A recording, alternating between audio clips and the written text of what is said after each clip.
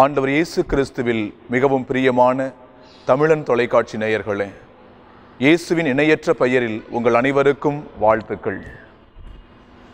கல்வாரி மலையில் சிலுவையில் தொங்கின பொழுது இயேசு உதிர்த்த முதல் இறை வாக்கியம், தந்தையே இவர்களை மன்னியும், ஏனெனில் தாங்கள் செய்வது என்னவென்று இவர்களுக்கு தெரிவதில்லை. லூக்கா நற்செய்தி 23ஆம் அதிகாரம் 34வது இறைவசனம். பிரியமானவர்களே, இயேசு கூறிய இந்த முதல் வாக்கியத்தில் மன்னிப்பின் அவசியத்தை உணர்த்துகின்றார். மன்னியும் என்கிற வார்த்தைக்கு புதிய ஏற்பாட்டிலே அஃபியமி என்கிற கிரேக்க மூல வார்த்தை பயன்படுத்தப்பட்டிருக்கிறது. மார்க்கு நற்செய்தி 2ஆம் அதிகாரம் 5வது இறைவசனத்திலே முடக்குவாதமுற்ற மனிதனை இயேசு குணப்படுத்துகின்ற பொழுது உன் பாவங்கள் மன்னிக்கப்பட்டன என்று சொல்லுகின்ற இடத்திலே அஃபியமி என்கிற இதே கிரேக்க வார்த்தை பயன்படுத்தப்பட்டிருக்கிறது. அதே போல இயேசு ஆண்டவர் கற்றுக் கொடுத்த ஜெபத்திலும் கூட அஃபியமி என்கிற வார்த்தையானது எங்கள் பாவங்களை மன்னியும் என்கிற இடத்திலே பயன்படுத்தப்பட்டிருக்கிறது. சிலுவை உங்களுக்கும் எனக்கும் தருகின்ற முதல் பாடம் மன்னிப்பு.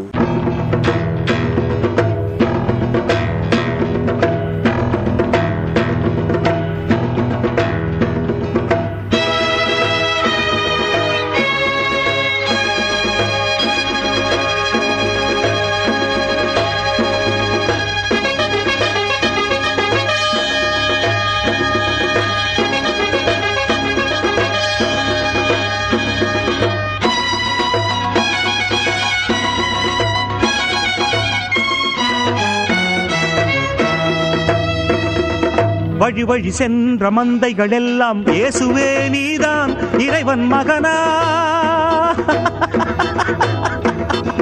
இறைவன் மகனே என்பாயின் இறங்கி வா பார்ப்போம் என்று சிரித்தார்.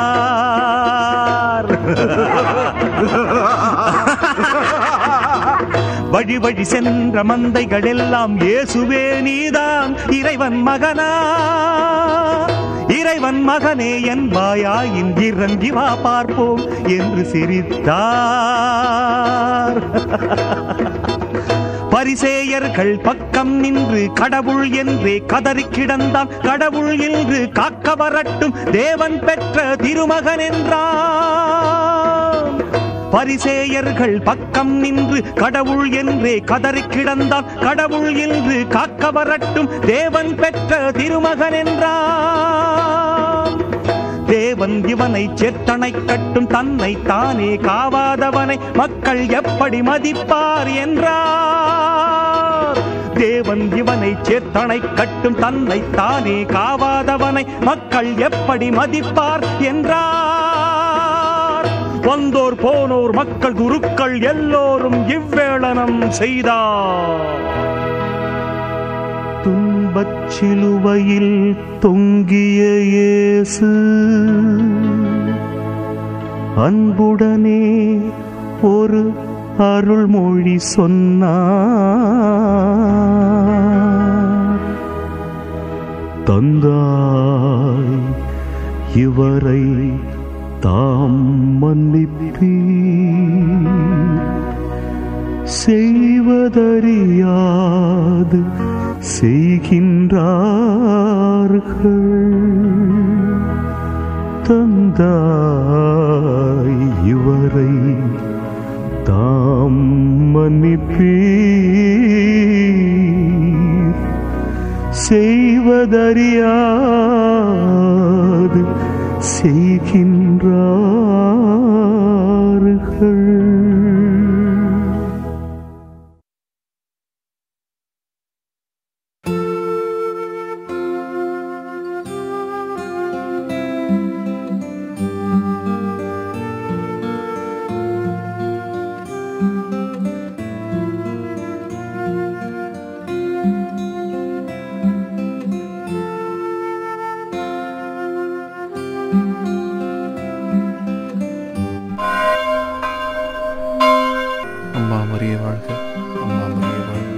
ஜானு, அப்பாயை நல்லா கும்பிட்டுக்க.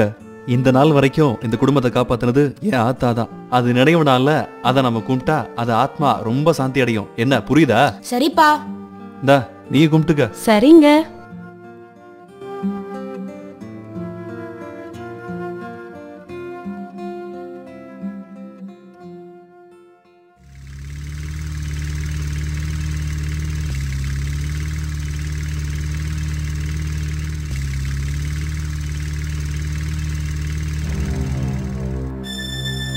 ஓ ஆரிக்சாமி, ஆரிக்சாமி வாங்கண்ணே வாங்கண்ணே.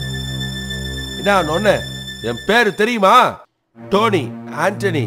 இல்லனா அந்த ஃபைனான்ஸ் போல போச்சு பொழைக்க முடியுமா? இல்லண்ணே கண்டிப்பா திருப்பி கொடுத்துறேன். அண்ணே டேய் பணம் வாங்கி எத்தனை நாள் ஆகுது? ஒரு வருஷம் ஆகுதுண்ணே. எதுக்காடா பணம் வாங்கின? என் ஆத்தா செத்ததுக்கு வாங்கினே.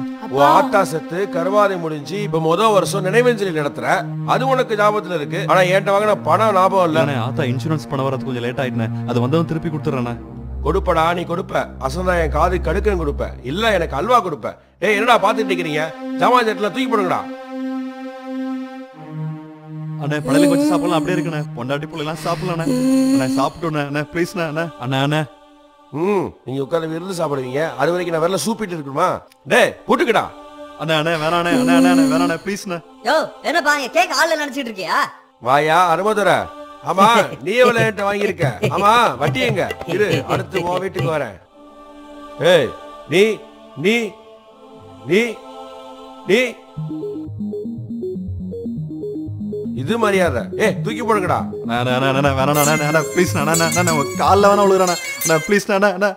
திருப்பி கொடுத்துறேன். மன்னிச்சிருங்க. மன்னிப்பு தமிழ்ல எனக்கு பிடிக்காத வார்த்தை, மன்னிப்பு.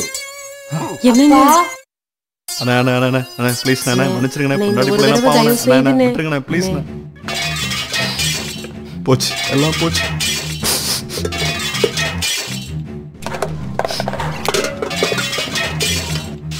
ஐயோ என் ஆத்தாவுக்கு படைச்சதெல்லாம் போச்சு.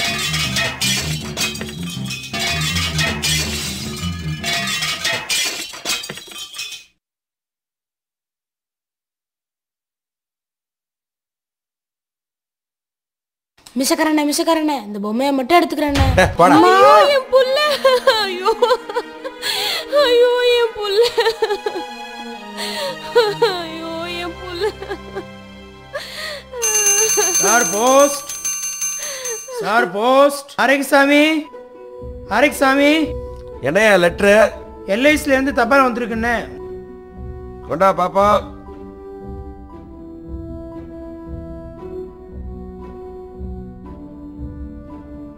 ஆ 3 லட்சம். அப்ப என் பணம் வந்துடும். டேய் போதுண்டா, வாங்க. இந்தா செக்க மாத்தி பணத்தை கொடு. சரிண்ணே சரிண்ணே. வந்துட்டீங்களா? வாங்க, இன்னொரு வீட்டை காலி பண்ணணும்.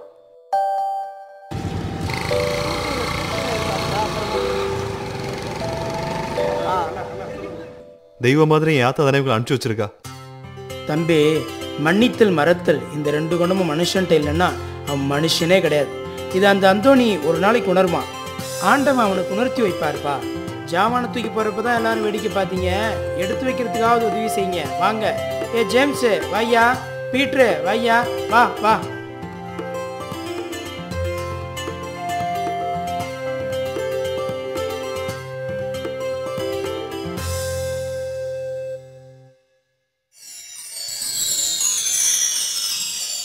டேய் நீ அந்த காலேஜ்ல தான் படிக்கணும். என்ன? சரிப்பா. அப்பா மிஷக்காரண்ண பைக் கிடக்குது. ஏங்க அந்தோணி என்ன கீழே கிடக்குறாருங்க. எங்க எங்க எங்க?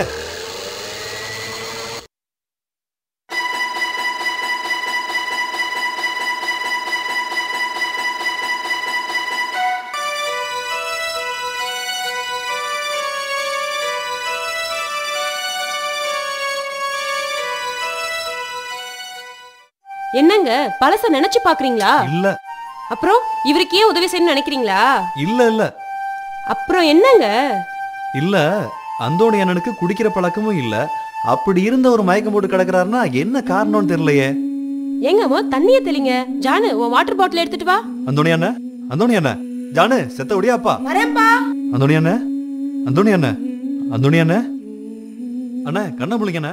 அண்ணா அண்ணா பாருங்கண்ணே, என்ன தண்ணி தெளிச்சு எந்திரிக்க மாட்டேங்கிறாரு. அந்தோணி அண்ணன் சாக்லேட் உங்களுக்கு கொடுங்கப்பா. என்னடா? கொடுங்கப்பா. அந்தோணி அண்ணன், அந்தோணி அண்ணன், வாயை துறங்கண்ணே.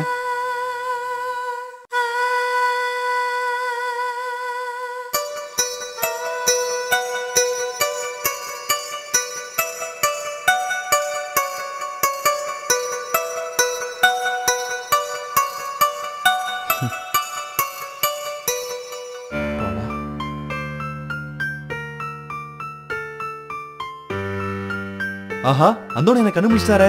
ஜானு, சாக்லேட் வச்ச உடனே அந்தோணி என்ன கண்டுபிடிச்சாரு. எப்படி உனக்கு தெரியும்? எங்க டீச்சரு யாராவது மயங்கிட்டு இருந்தா அவங்க உடம்புல சக்கரை லெவல் குறைஞ்சிருக்கும். அவங்களுக்கு சாக்லேட் கொடுத்தா சக்கரை லெவல் அதிகமாகி அவங்க கண்ணு முழிப்பாங்கன்னு சொல்லிருக்காங்கப்பா. என் கண்ணு.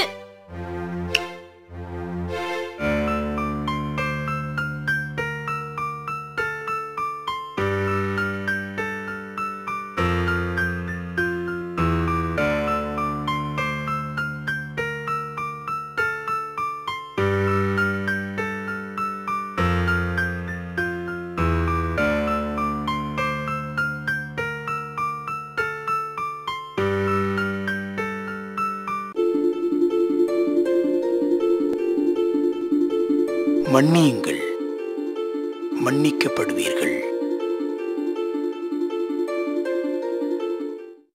இப்பொழுது நாம் பார்த்த இந்த சம்பவத்தினுடைய அடிப்படையில் மக்களின் மனநிலை என்ன அப்படிங்கிறத தெரிஞ்சுக்கோமா? ஒரு ஊரில் வந்து ஒரு பெரிய தாதா எல்லாருக்கும் கடன் கொடுத்து அந்த கடனை திருப்பி வாங்குறதுக்கு எல்லாத்தையும் அடித்து உதைக்கிறது அடியால் வச்சு. அப்படிப்பட்ட ஒரு தாதா ஒரு குடும்பத்தை வந்து ரொம்ப கொடுமைப்படுத்திட்டான் கடனை கொடுக்கலங்கிறதுக்காக. அவன் வந்து ஒரு நாள் மயக்கம் போட்டு விழுந்து கிடக்கிறான். இப்போ ஒரு நிகழ்ச்சியில் காமிக்கிறோம் அதை. அவனை வந்து இந்த குடும்பம் போய் காப்பாற்றி மன்னிக்குது. அது சரியா தப்பா? மன்னிக்கலாம் ஃபாதர். மன்னிக்கலாமா? ஒன்னு அடிச்சா நீ என்ன மன்னிச்சிருவியா உடனே? மன்னிப்பேன் ஃபாதர். மன்னிப்பியா? ஏன் மன்னிப்ப? நீங்க ஃபாதர்ன்றதுனால மன்னிப்பேன். நான் ஃபாதருக்கு தான் நீ மன்னிப்ப. ஒரு ரவுடி அல்லது தெருவில் போற ஒரு ஆள் வந்து உன்னை ஓங்கி பைக்ல வந்து உன்னை மோதிட்டான், நீ மன்னிப்பே மன்னிக்க மாட்டியா? ஏசப்பா எல்லாரையும் மன்னிக்க தான் சொல்லியிருக்காங்க, அதனால நானும் எல்லாரையும் மன்னிப்பேன். ஆஹா, வெரி குட். ஏசப்பா மன்னிக்க சொல்லியிருக்க, அதனால நான் மன்னிப்பேன். உங்க ஃப்ரெண்டு வந்து உன் பேனாவை திருடிடுச்சு, கேட்டதுக்கு இல்லவே இல்லைன்னு சத்தியம் பண்ணிடுச்சு, நீ மன்னிப்பியா அவளை? மன்னிப்பேன் ஃபாதர். நீங்க என்னமா சொல்றீங்க? நான் கண்டிப்பா மன்னிக்க மாட்டேன் ஃபாதர். ஒரு கெட்டவன்ற முறையில வந்து அவனை காப்பாத்துறது அப்படின்றது வந்து தப்பு தான், எண்ணத்தைப்படி இப்போ சொல்ல போனா. ஆனா அதுல வந்து அந்த குடும்பம் ஒரு பெருந்தன்மையா அது வந்து ஒரு கெட்டவன்றத நினைக்காம நல்லா காப்பாத்தி அவனுக்கு ஒரு உதவி செய்யணும் அப்படின்ற முறையில செஞ்சிருக்காங்க. அது அதே இடத்துல நான் இருந்தேன்னா கண்டிப்பாக நான் காப்பாற்றிருக்க மாட்டேன். அவன் செத்தே போயிருந்தாக்க அந்த ஊருக்கே ஒரு நல்ல ஒரு நிலமை வந்திருக்கும் அப்படின்னு நினச்சி நான் விட்டுட்டு போயிருப்பேன். ஆனால் ஒரு கிறிஸ்தவன்ற முறைப்படி பார்க்கும்போது நம்ம ஒரு டெய்லி கோயிலுக்கு போகிறோம், பைபிள் வாசிக்கிறோம், இதெல்லாம் இதைப்படி பார்க்கும்போது நம்ம வந்து பழிக்கு பழி வாங்கணும் அப்படின்னு நினச்சிக்கிட்டு செய்கிறத விட நம்ம பைபிளில் இருக்கிற உண்மையை புரிஞ்சிக்கிட்டு அதுக்கேற்ற மாதிரி உதவி செஞ்சு அவனை அந்த உதவி மூலம் அவனை திருத்துறது எவ்வளோ நல்லது அப்படின்றத நம்ம செஞ்சு அந்த உதவி மூலம் நம்ம செஞ்சு காட்டலாம். நீங்க பெரிய காலம் என்ன சொல்றீங்க? மன்னிக்கிறதே உங்களுக்கு பெரிய பனிஷ்மெண்ட் தான். சார், இப்போ வந்து மன்னிக்கப்படக்கூடாதவர்கள் அப்படின்னு ஒரு சில பேர் இருக்கிறாங்க. உதாரணத்துக்கு ஒரு அப்பா வந்து ரொம்ப கஷ்டப்படுற குடும்பம், பெண் பிள்ளை, அந்த பெண் பிள்ளையை கஷ்டப்பட்டு வளர்க்குறாரு, கடை வாங்கி படிக்க வச்சாரு, எல்லாம் பண்ணி வச்சு கடைசியில் வேலைக்கு போகிறேன்னு சொல்லி இன்டர்வியூக்கு போகிறான். அந்த போன பிள்ளை திடீர்னு பார்த்தா இன்டர்வியூக்கு போனேன்னு போனவ ஏற்கனவே அவள் லவ் பண்ண பையனோட ஓடிட்டா. போன பிள்ளை அடுத்த காரியம் என்னன்னாக்கா அங்கே போய் போலீஸ் ஸ்டேஷனில் கம்ப்ளைண்ட், எங்கள் அப்பாட்டேருந்து எனக்கு வந்து பாதுகாப்பு கொடுங்க அப்படின்னு சொல்லி. இப்படிப்பட்ட ஒரு சூழ்நிலையில் ஒரு பெற்றோராக இருந்து அந்த பிள்ளையை மன்னிக்க முடியும்னு நினைக்கிறீங்களா, மன்னிக்க முடியாதா? சாதாரண ஒரு மனுஷனாக பார்க்கும்பொழுது ஃபாதர், சாதாரண வாழ்க்கையில் நம்ம நிச்சயமாக இதை மன்னிக்க முடியாது. இது ஏற்றுக்கொள்ள முடியாத ஒரு காரியமாக இருக்குது ஃபாதர்.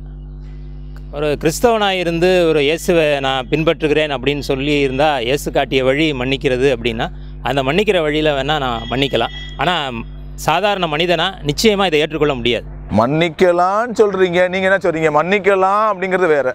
உங்களால் மன்னிக்க முடியுமா, முடியாதா? மன்னிக்க முடியாது. நீங்க என்ன சொல்றீங்க? மன்னிக்க முடியாது. ஏன் மன்னிக்க முடியாது? ஏன்னா அவ்வளவு தூரத்துக்கு கஷ்டப்பட்டு வளர்த்து ஆளாக்கணும். எங்களை மறந்துட்டு ஒரு சில நிமிடங்கள்ல தாய் தகப்பனை மறந்துட்டு போறவங்களை எப்படி மன்னிக்க முடியும்? நீங்க என்ன சார் சொல்றீங்க? மன்னிக்கலாம் சார்.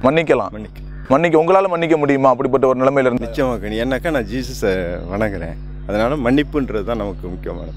உங்களால் மன்னிக்க முடியுமா? முடியும். சகிப்புத்தன்மை யாருக்கு இருக்கோ அது நடக்கும். அன்புக்குரியவர்களே, இங்க ஒரு 3 சகோதரிகள் இருக்கிறாங்க. அவங்க என்ன நினைக்கிறாங்க மன்னிப்பு பத்தி என்று பார்ப்போம் வாங்க. இயேசு புகழ் டீச்சர்ஸ்.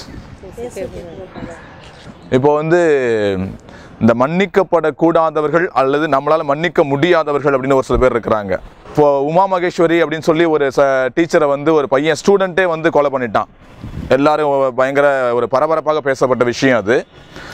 அந்த டீச்சரை கொன்ற அந்த மாணவனுக்கு மன்னிப்பு கொடுக்கலாமா கொடுக்கக்கூடாதா, என்ன நினைக்கிறீங்க?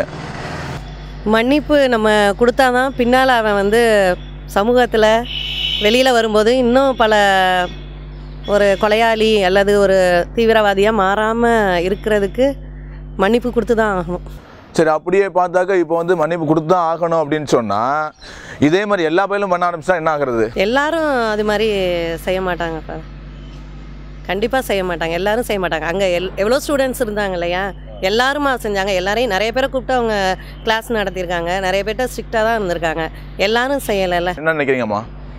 அந்த மாதிரியான சூழல் ஏற்படாதபடிக்கு ஆசிரியர்கள் மாணவர்கள்ட்ட கொஞ்சம் அன்பு காட்டி திருத்தணும். அவங்க அந்த பையன் எத்தனை தான் வசதி மிக்கவனாக இருந்தாலும் கல்வி என்ற அடிப்படையில் அவன் நல்ல மாணவனாக வளரணும். அதனால் அவனை மன்னிக்கணும். இருந்தாலும் அவன் செய்த தவறை இனி யாரும் செய்ய கூடாத வகைக்கு நம்ம புத்திமதி சொல்லி திருத்தணும். ஸோ அவனை மன்னிக்கலாங்கிறீங்க நீங்கள்? ஆமாம், கொஞ்சம் மன்னிச்சு தான் ஆகணும். ஆசிரியர் ஒரு தாய்மை ஸ்தானத்தில் இருக்கிறாங்க.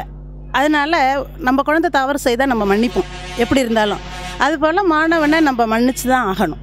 அப்போ அது அடுத்த மாணவங்களுக்கு இன்னும் கொஞ்சம் அது அதிகமாகும். சரி, கொலை செய்ததை கூட மன்னிக்கிற அளவுக்கு ஆசிரியர் உயர்ந்துட்டார். அப்போ நம்ம இனிமேல் தவறு செய்யக்கூடாது. எத்தனையோ பசங்க நான் இந்த பள்ளி மாணவனா அப்படின்னு சொல்லி வேதனைப்பட்டாங்க. அப்போ அந்த அளவுக்கு நம்ம மன்னிக்க வேண்டும். நீங்கள் என்னமா சொல்றீங்க? அந்த பையனை மன்னிக்கலாமா மன்னிக்க கூடாதா? கண்டிப்பாக மன்னிக்க வேண்டும். ஆண்டவர் இயேசு கிறிஸ்துவில் பிரியமான சகோதரர்களே சகோதரிகளே, இயேசுவுக்கு துரோகம் இழைத்தவர்கள் மன்னிக்கப்படக்கூடாதவர்கள். கொடூரமாய் கொலை செய்தார்களே, சித்திரவதை செய்து சின்னாபின்னப்படுத்தினார்களே, அவர்களை எப்படி மன்னிப்பது? ஏன் அவர்களை மன்னிக்க வேண்டும் என்ற கேள்வி நம்முடைய உள்ளத்தில் எழுகிறது. அவர்கள் மன்னிக்கப்படக்கூடாதவர்கள், ஆனால் அவர்களையும் இயேசு மன்னித்தார். பிரியமானவர்களே, கொடூர மனம் படைத்த அந்த மனிதனை அந்த குடும்பத்தார் மன்னித்தார்கள். எப்படி அவர்களால் முடிந்தது?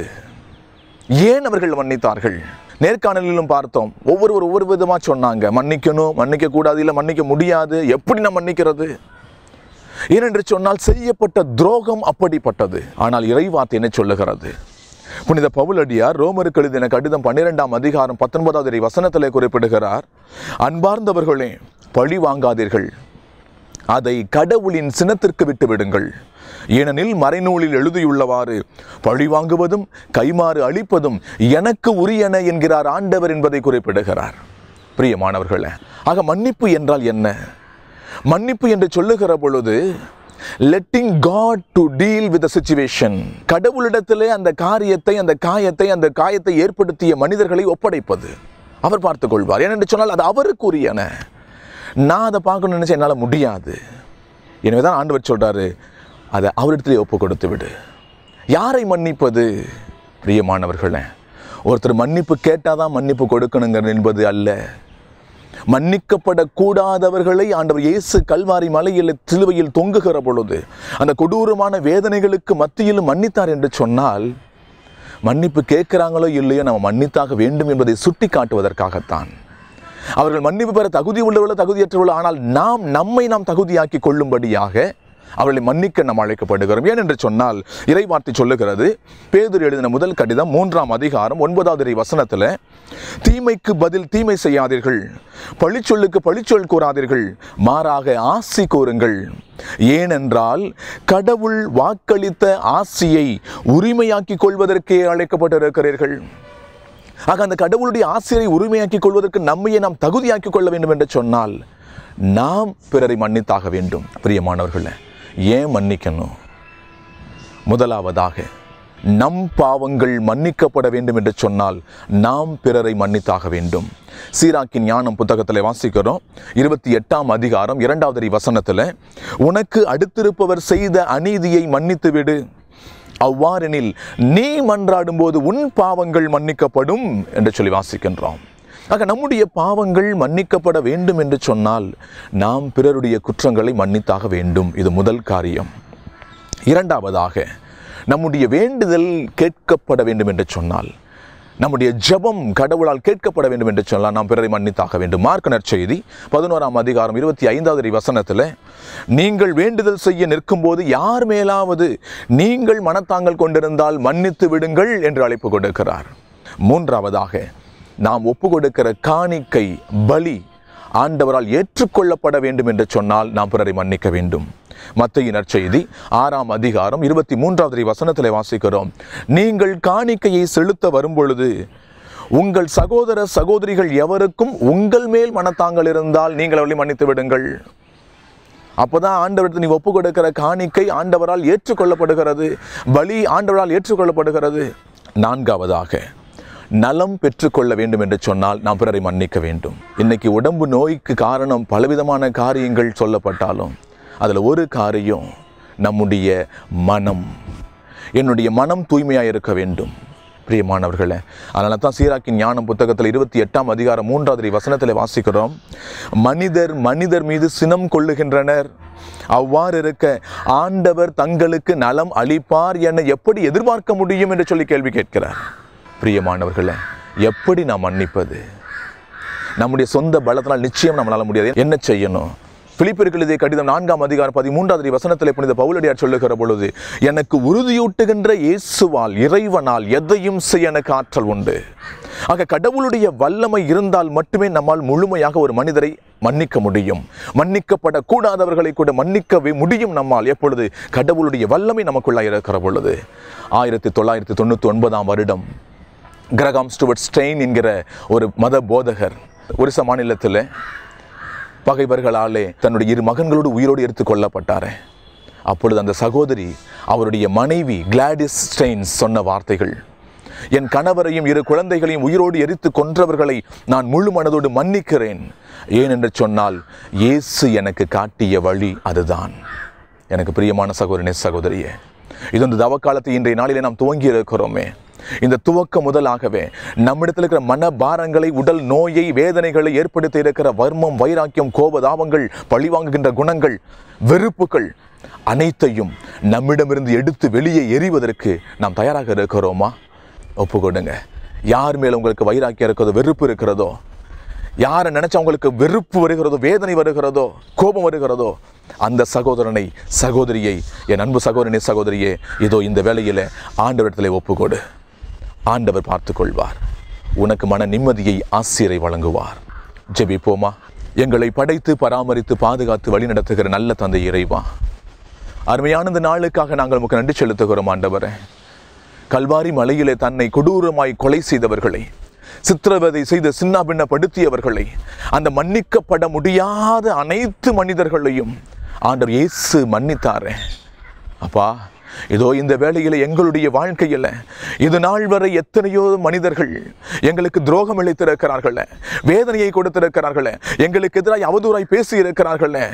ஆண்டவரே, எங்களுடைய மனதை காயப்படுத்தி இருக்கிறார்கள். அவர்களை நினைத்தால் வெறுப்பும் வைராக்கியம் வருகிறது. எப்படியாவது பழி வாங்க வேண்டும், அவருடைய முகத்திலே முழிக்க கூடாது என்று சொல்லி நான் கங்கணம் கட்டிக்கொண்டு நான் அழிந்து கொண்டிருக்கிறேன். அந்த மனிதர்களை உங்களுடைய கரத்தில் ஒப்பு கொடுக்கிறேன் தகப்பனே. நீங்க பார்த்துக்கங்கப்பா, அவருடைய கோபத்திலிருந்து விடுதலையை கொடுங்க. இதோ என்னுடைய மனதில் இருக்கிற வெறுப்பு, வைராக்கியம் அனைத்திலும் இருந்தும் என்னை விடுவீங்க ஆண்டவரே.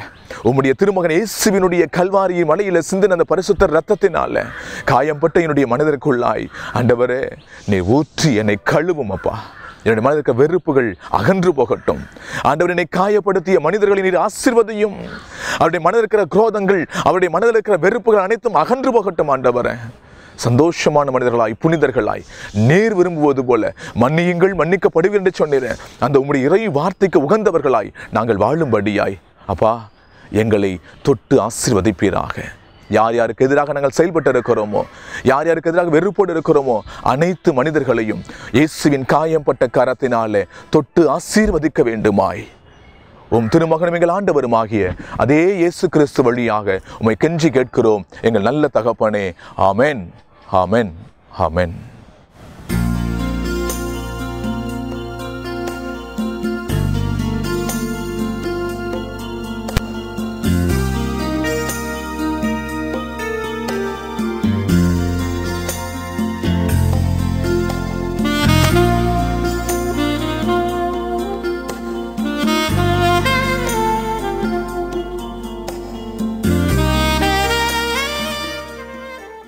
இந்நிகழ்ச்சியை பற்றிய உங்களுடைய கருத்துக்களை அனுப்ப வேண்டிய முகவரி சாந்தோம் கலை தொடர்பு நிலையம், 150 லஸ் கோயில் சாலை, மயிலாப்பூர், சென்னை 600004.